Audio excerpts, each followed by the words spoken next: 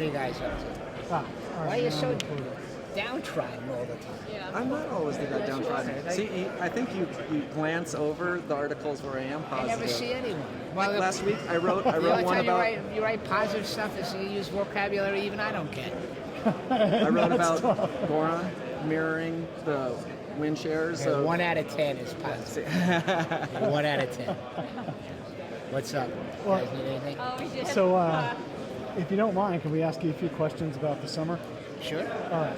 So you had said maybe we could have a little bit of a philosophical discussion about how these negotiations play out. Yeah. Obviously, it ended the way you thought it was going to end. Right. And you said sometimes it doesn't matter how long it takes as long as you get there. Right. So what was your thinking all along, though? Did you really, how close did you come to thinking it was going to be a qualifying offer? I mean, I understood that it was an option. And you can't ignore the deadline and you can't ignore the ramifications of it. And you just work hard to find common ground. I mean, it was you'd have to ask Eric and his folks. We believed he could do it, and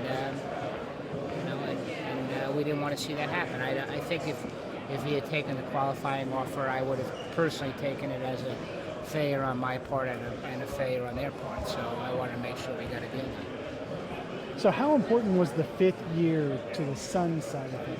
We had always wanted a 5th year, and so the process took a long time, but there weren't a lot of negotiations. Yeah. There was just a lot of passage of time. So when we actually sat down and noodled it out at the end, it moved pretty quickly. And, the 5th year was important to us, and he obviously secured more overall dollars for him. So it was the logical and right outcome. So the initial offer was $448, roughly. We'll just say it was. We'll just say it was because that's what came out. Right. Why, if you wanted the 5th year the whole time, what was the thinking behind starting with the 448? Well, I mean, I'm not going to get into the ins and outs of how we do it. I mean, we didn't negotiate in the media. I mean, that's the thing. You guys, would write an article every 3 days about what we were doing and what we were thinking, and your buddy here was pessimistic and didn't like what we were doing, but you don't know what we were doing. So I mean, we don't open up that process to the public. It's too hard to do it in private, let alone to try to get it in the public. So the thought process from offer to offer to author is just the reaction you get and your feeling about the process and what it's going to take to get it done. And at the beginning, we always try to take a principled approach, and we were pegging it to where we thought the market was, and then it plays out. What we did know in the public, though, was when Robert went on the radio. Right. What were your thoughts about how that played out in terms of? Well, I think what Robert was tremendous through the whole thing. It was a major participant in the process. It was very, very instrumental in getting it resolved. I mean, this is a major financial commitment, and he was a full and maybe even a leading participant in it in a lot of ways. I thought what he did on the radio was designed to try to quell the uprise against Eric's side of the table. I mean, what he was trying to do was communicate that you guys are just way off base. I mean, the guy is representing his client well and doing his job, and I think that's the interview you're talking about. That's what he was reacting to. He's trying to make sure the thing didn't spin further out of control because of extraneous influences that had nothing to do with what was going on behind closed doors. So, Robert does things his way, and I thought picking up the phone and calling and giving that interview was designed to mollify. That's a good word for you. Mollify the other side. I don't know whether it had that effect or not, but that was the motivation behind it. How important was the 5th year to the Bledsoe side? Did they jump at that, or? I mean, it was important enough that we were able to get the deal done. Sure. I think everybody wants financial security, and that gives them an extra year of financial security. when you're negotiating a contract like this, how important is the public perception and also players around the league? You know, like when LeBron kind of got involved, how important, how cognizant are you of that and careful with that in mind? You know, I like it to all be positive all the time. That's not the reality of the world. It's not going to influence what we do or the decisions that we make. We're not swayed by public opinion because the proof is always in the pudding. You know, Eric's going to be here for 5 years. He's going to go out. He's going to play hard.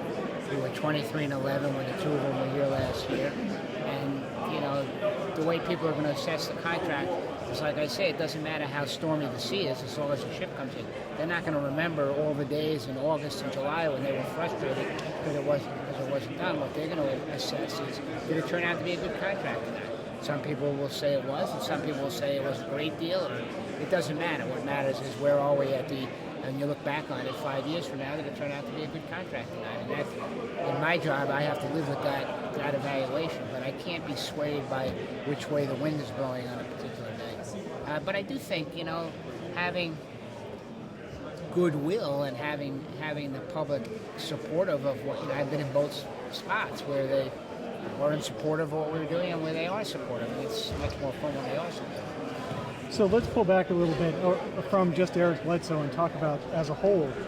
You've signed, I believe, 6 free agent contracts now, right? If you include the Morris brothers and Zoran and Bledsoe and Thomas and Tolliver. Right. All, you know, while people go back and forth on Bledsoe being a little high up there, whatever, all the other deals seem like really good value deals. I hope so. Yeah, as a whole. But overall, though, now you have a full team on contract, so you're not going into free agency next year with the same space that you had this past year. And so you guys made the decision. You were comfortable with the core as it is. No, I mean, no, we're not good enough. We know that. We're not good enough to win a championship, and that's the ultimate goal. I think we're a good, you know, we should be a good team, and we should be starting from a higher place than where we started last year, just because we've been together for a year. No, I wouldn't say we're never satisfied. You know, once Eric signed, you know, then you have to look at the Morris twins and their cap holders. We actually created more cap space by the contracts that we signed than if we allowed them to become restricted free agents with their cap holders. So, you know, what you try to do in my job is contracts are either assets, neutral, or liabilities. I don't ever want any liabilities. I can accept a few neutrals, and you want them to be assets. And then you build your team using those assets. So, I mean, I wouldn't, you know, we still have draft choices coming up. We have potentially 3 next year. We'll have some flexibility, and we've tried to structure the contracts for the most part as to give us cap room going forward, not necessarily next summer, but in the following years. So, you know, we still have all the tools we had before. Apologize if you were asking before. You talked a little bit about how the media impacted the negotiations. I talked about how the media didn't impact. Oh, okay. Good point. But how has the change in how basketball is being covered changed the way negotiations are going, or is it just two separate things? I don't know. You know, the way the world has changed everything. And I talk about this a lot. I've talked to you guys particularly about it a lot. I mean, I think it's a different world where there's just a need to fill airspace with content, and I think that has resulted in a lot of speculation, a lot of opinion without necessarily factual support, and it's a very challenging part of this job for me. I come from a strong First Amendment and media background, but I was taught and learned to hold people to very, very high standards about what they report and what they don't report. I don't know that we've compromised those standards, but everybody now has a voice, and so in my job I try to manage that as best I can, but I also can't let it sway me, because, you know, what's trending at 11 o'clock isn't trending at 12 o'clock, and you can't make decisions. I always describe it as, you know, you can't run a franchise by looking at a windsock to see which way the wind is blowing. Did you at every point have to try and smooth things over that were written that maybe weren't true with Bledsoe's camp? Was that something you had to go about doing to try and keep things amicable? Yeah,